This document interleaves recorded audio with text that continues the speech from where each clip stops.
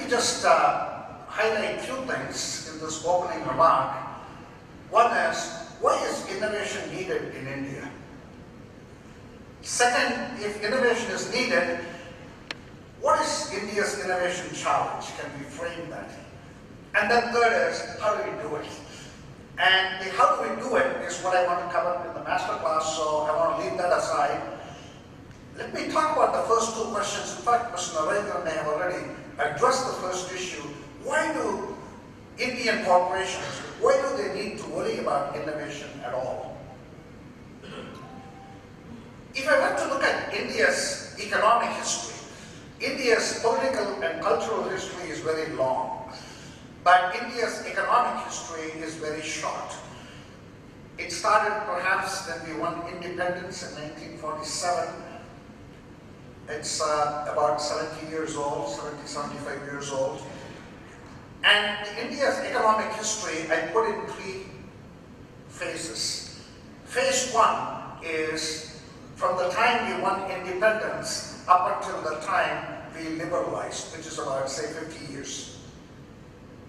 In phase one, that was the license Raj, that was the controlled economy, where Indian companies didn't have to be efficient to make money. You can be highly inefficient. As long as you got license to produce something, there are customers always waiting to buy it. So therefore, Indian corporations pretty much were, with a few exceptions, were highly inefficient, but they all made money because consumers could be simply asked to absorb the inefficiency. That's kind of phase one.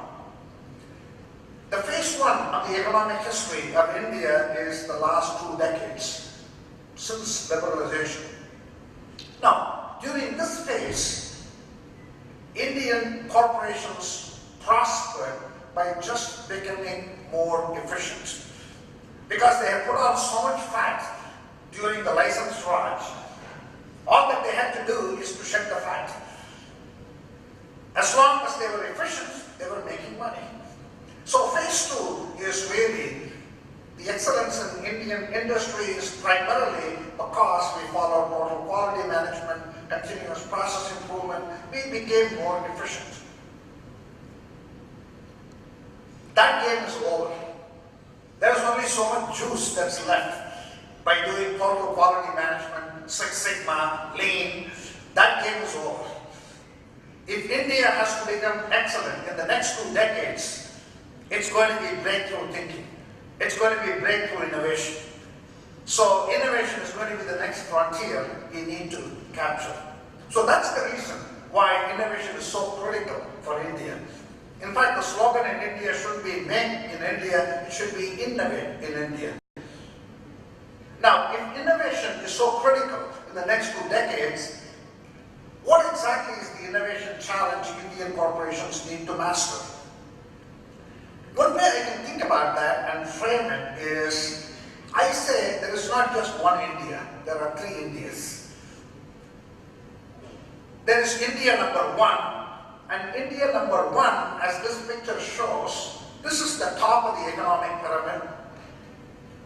And India number 1 resides in any cities in India, which will be a tier 1 city, which has got 4 million population level, by and large. Of course, the tier 1, India number 1 also resides in villages, but primarily India number 1, the top of the economic pyramid, primarily resides in tier 1 cities. This would certainly include the 4 big metros, Madras, Calcutta, Bombay, Delhi, but it also extends beyond to 12 other cities. This will be cities like Bangalore, Hyderabad, Ahmedabad. Now, India number 1 is what I call the developed India. Most corporations really cater to the needs of India number 1. India number 1 probably has about 10 times the per capita income of the average Indians. This is the affluent India, where the customers can consume products that are designed and produced in the West. Primarily, Indian corporations as well as multinationals have catered to India number 1. Then there is India number 2, India number 2 is the emerging middle class. This is the developing India. And India number 2, in terms of the size of the population, would be 3 or 4 times India number 1. This is the middle of the economic pyramid. This would be tier 2, tier 3, tier 4 cities, the small towns. Clearly, India number 1 has probably 10 times the per capita income as compared to India number 2. But India number 2 clearly is a whole lot of non-consumers who have to be converted into consumers. That requires breakthrough thinking. You cannot simply offer the products you're offering to India number 1 and simply bring down the cost a little bit. This requires a leapfrog thinking. This requires fundamental breakthrough innovation to capture India number 2. So, in terms of the innovation challenge, there is a big innovation challenge to cater to the needs of India number 2. Then there is India number 3. India number 3 resides primarily in the 600,000 villages in India. In terms of per capita income, I would say India number 2 probably has about 10 times or 5 times per capita income as compared to India number 3. India number 3 is underdeveloped India, where the markets have to be created. So, in order to move from India number 1 to India number 2, you have to have breakthrough innovation. In order to move from India number 2 to India number 3, you have to have another breakthrough innovation. You can't simply offer the products you're offering to India number 2 and simply water it down and cater to India number 3. If you want to satisfy India number 2 and India number 3, it requires frugal innovation. Now, frugal innovation is about offering very high quality products at affordable prices. Ultra low cost plus world class quality. That's what you need to really satisfy India number 2 and India number 3. As an example of frugal innovation, we remember the India's mission to Mars a couple of years ago. The interesting thing about that is, before India sent the satellite to Mars, there were only 3 countries which did that before that. One was the United States, the second was European Space Agency, and third was Russia. The 4th country to do it is an extremely poor country called India. But that's not the most interesting thing. The interesting thing is India spent $75 million on its mission to Mars. Just about the time India sent a mission to Mars, America sent a mission to Mars which costed $2 billion. India spent $75 million and America spends $2,000 million. And both are doing the same thing. As we are speaking, both satellites are circling around Mars. This is what I mean by frugal innovation. In fact, a couple of years ago, there was a Hollywood movie that was made. I don't know whether you saw it or not. The movie is called Gravity. It is a movie about a failed mission to Mars. And that movie costed $150 million. So, a Hollywood make-believe failed mission to Mars cost twice as much as India's successful mission to Mars. This is what I mean by frugal thinking. We need breakthrough thinking to capture India number 2 and India number 3. As an example of breakthrough innovation, how about what David Bhaskar Group has achieved in an industry we will call newspaper publishing as a dying industry.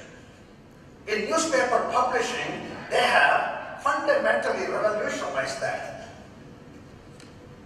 In 20 cities that David Bhaskar entered, they are leaders from day one in the newspaper publishing industry. By the way, this is extraordinarily difficult. If you think about the economics of newspaper publishing, the economics of newspaper publishing goes something like this. You lose money every time you produce and sell a newspaper. Why? because cost of subscription never covers the cost of producing and circulating a newspaper. So when newspapers launch, they don't launch with million copies, because if you launch with high volume, you lose a lot of money. Therefore, they launch a few units and then let the ad revenues catch up. Once the ad revenue catches up, then you start making money. Then you launch some more and let the ad revenues catch up. That is how the newspaper economics works. In that context, David Bhaskar became leaders in the newspaper industry from day one by entering markets which are already entrenched by incumbents. This is the most extraordinary thing. In fact, the first city David Bhaskar entered was Jaipur. When they entered Jaipur, there were already 3 newspapers in Jaipur. One had a circulation of 100,000 units, which was the market leader. The second newspaper had a circulation of 50,000 units, and the third newspaper had a circulation of 25,000 units. Now, David Bhaskar Group enters that market. By the way, not only the industry economics dictates that you have to build your volume in small quantities. In fact, the number one market share leader in Jaipur with 100,000 units, they built that market position over 30 years. Not only when you enter, you have to enter in small quantities. It turns out in the newspaper business, morning habits are extremely difficult to break. That's like your morning beverage. Once you settle on a morning beverage, you don't change. Imagine that's your situation. You're entering a city which is already well entrenched with 3 newspapers, and morning habits are difficult to break, and even if it is a virgin territory, you can never launch a newspaper in big volumes. That's the situation you face. The only way you can break through in that situation is by coming up with out-of-the-box thinking. Thinking like the India's Mars mission. You have to have breakthrough innovation. Now, what did David Bhaskar Group do? The first thing that they did when they went to Jaipur, they identified India number 2 and India number 3 who are not subscribing to a newspaper. So, if someone is not subscribing to a newspaper, there is no morning habit you have to break. In addition, they identified in the city of Jaipur, India number 1, the affluent India, who are already subscribing to a newspaper, but if the right newspaper was offered, they had the money to subscribe to a second one. So they identified 200,000 households who either did not subscribe to a newspaper or could afford to subscribe to a second newspaper. The point being, they went after non-consumers. The moment you go after non-consumers, you not only don't have to break the morning habit, but the incumbents will not be woken up because you are not affecting their market share. The second thing that they did, you see, whenever anybody launches a new product, you have to do market research. Typically, in market research, you do random sample. That means, if you want to understand what a population of 200,000 households need, you don't need to survey 200,000 households. You can survey a random sample. And as long as you choose the right random sample, you can generalize to the population. That's the industry practice. David Bhaskar didn't want to follow industry practice.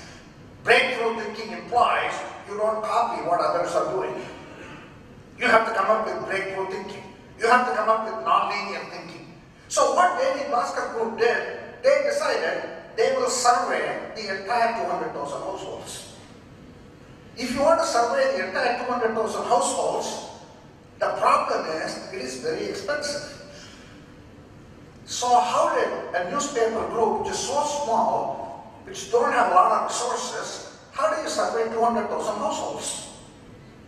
This is what they did.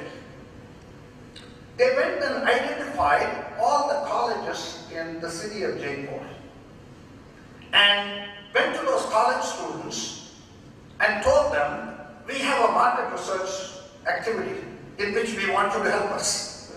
And we can't pay you. We are too small. We can't pay you.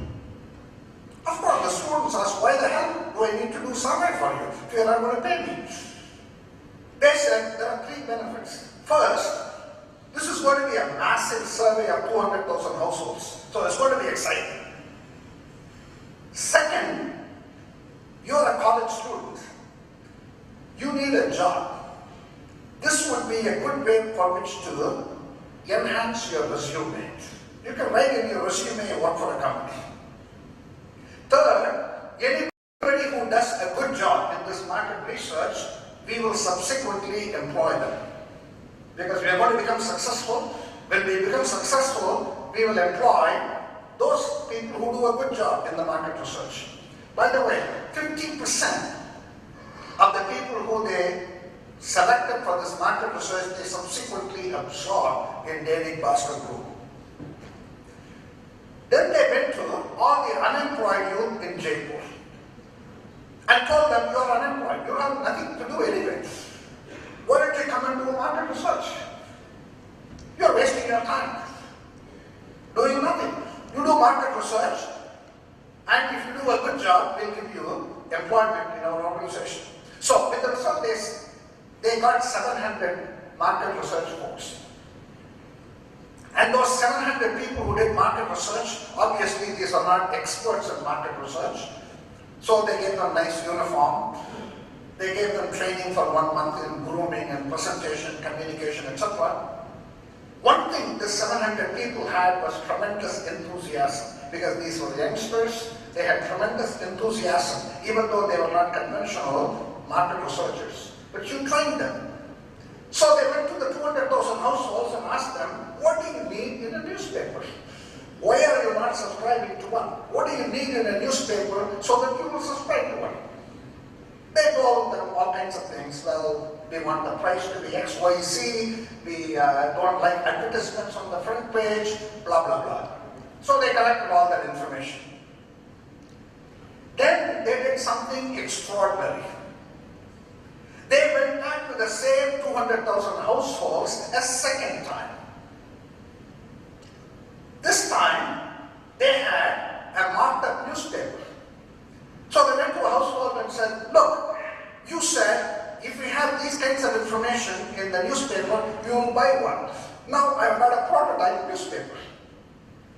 And if you subscribe for the newspaper now, you will get a 25% break on the subscription rate. And there will be money back guarantee if you are not satisfied with the newspaper. Of course, the newspaper will come only 9 months later. And 9 months later, when it comes, if you are not satisfied, you will get a money back guarantee. With the result, 172,000 households signed up for a newspaper that was not even published, which was going to be published 9 months later. And they prepaid. Think about that for a moment. In a tough industry, they got prepaid subscriptions for 172,000 copies. Then they went to the advertisers and said, you know what, I got a newspaper which has got a guaranteed 172,000 subscription. Why don't you place the ads? Not only that, we know the complete economic profile of this 172,000 subscribers. They did big data analysis even before big data became popular. They launched in the city of Jaipur with 172,000 on day one.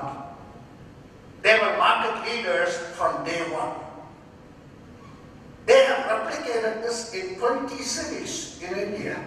This is a local language newspaper.